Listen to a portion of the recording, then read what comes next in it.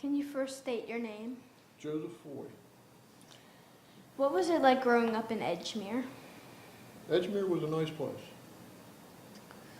Do you have any favorite memories? I remember the theater across the street Did you ever go to that theater? all the time. What has changed in Edgemere? I think when I was growing up, it was a really close community. It's kind of not like that now. Was there any shops that were there that you liked to go to? Well, across the street was the theater, and when I was a kid, I'd go out and cut grass, and we probably made $1 cutting grass. You could go to the movies and get a double feature for $0.25. And I used to go off and like cowboy movies.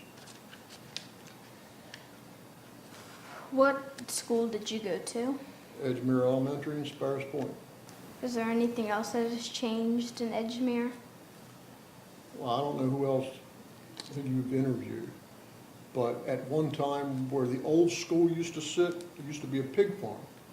Then they tore this down and put a new building up. That was back in the 30s. Did you ever go to the farm? No, wasn't born yet. I was born in 1941. Did you go to what shops did you like to go to that were in Edgemere? Well, give you a little bit of background. I live in the house I was born in. That makes it 76 years that I've lived in the same house. Right up the street from me was the Edgemere Market. And then beside that was a bowling alley, which is where the dollar store is now. You didn't have to leave Edgemere to do anything. It was a close-knit community. You had doctors, lawyers, dentists. You could go to the market and buy your food. You could go next door and go off and have entertainment. And then across the street was Eldridge's, and they called it the Cozy Corner. When we were young, probably 13, 14 years old, it was kind of a hangout where you go over and get a Coke and a soda for probably 10, 15 cents. Did you have any favorite stores in particular that you would go to all the time? Eldridge's was one of them. And then the hardware store next to Hughes Memorial Church was another place where we did a lot of shopping. The only thing about Eldridge's across the street was like a mini Walmart. You could go over there, you could get your sodas, you could go off and converse with your friends. You could go in there and buy material. Back then, you didn't go to a store and buy your clothes. Normally your mom would go off and make your own clothes. You could buy material there.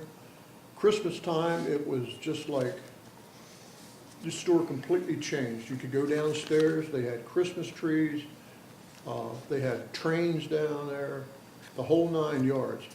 I was 7 years old, and the only thing I wanted was a train. And I still have it today, and they bought it over at Eldridge's. And that was back in 1947. I can't do the math, but it's an old train. So you said you lived in the same house since you were born? Since I was born. My house will be 100 years old in 2029. Is there anything else that has changed besides Well, the the community shops? has. I mean, it's gotten larger. The front street out here used to be called Long Log Road instead of North Point Road. That's simply because down on the island there was a lot of logging going on when I was younger. But it's a nice community. I had no inkling of moving anywhere else but here. Is there anything else you would like to talk about that we haven't discussed? Well, across the street where the bank's at, like I said, that used to be a theater. There was 3 little shops, 2 shops beside the theater There was a bakery at one time, and George the Barber had a shop right beside that. In back of the movies was it wasn't a junkyard, he was a garage mechanic, but he'd go off and tow cars. I don't think anybody really knew about it, but it was just a small place. And then where the 7-Eleven is now, that used to be a Wawa, and before that, it was a gas station, Mobil. Mr. Pete used to own that. Where Maria's is at right now, that used to be a drugstore. After Eldridge's closed up and moved away, there wasn't a drugstore around, and someone opened that place up and made a drugstore out of it. Doc Levy was his name, I think. Like I said, Edgemere was a self-sufficient little community. You didn't have to go down to Sparrows Point to do any of your shopping. You could do everything right here. And like I said, I've lived here all my life, and I've enjoyed it. What kind of things did you do for fun? Fun? I had 3 friends that used to live down here on Wells Avenue. My bike was my most favorite thing I had because that's how we got around. And every day after school, we'd meet over here at Stone's Hardware and we'd ride around the community. Used to play mumbly peg. You probably don't even know what that is. You take a penknife and you flip it up and stick it in the ground, and you had certain things you had to go off and do off your fingers, and whoever won or whoever lost used to take a peg about that long, beat it in the ground, then you had to reach down there with your teeth and pull it back out. But it was a lot of fun growing up in Edgemere, it really was. I went here, I'm trying to think, I sent a picture in of my 2nd grade class when back in 1949, and I can tell you maybe half of the people that were on it. The rest of them, they've either moved out of the community or passed away. It was a coal fire stove, coal fire furnace. I can remember, I forgot what the janitor's name was, but he used to go off and drag out big barrels of coal during the wintertime to keep the place warm. Mr. Angelo, I remember him. I was a safety in this school. I don't think you have safeties here now, but we used to have a little badge and that wasn't an outfit, but a badge you wore to keep the kids from running across the middle of the road. Mr. Angelo used to be the crossing guard right over here on the side, and he'd go off and make sure the kids got across the street.